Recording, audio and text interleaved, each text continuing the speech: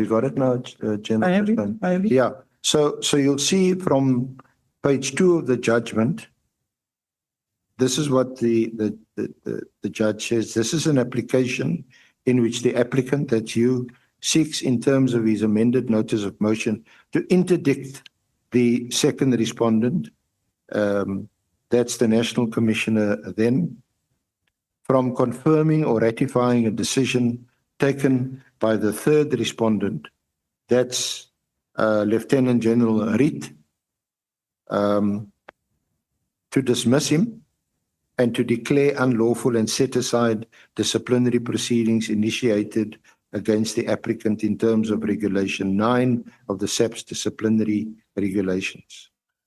In the alternative, the applicant seeks an interim order pending the institution and finalization of an application to review.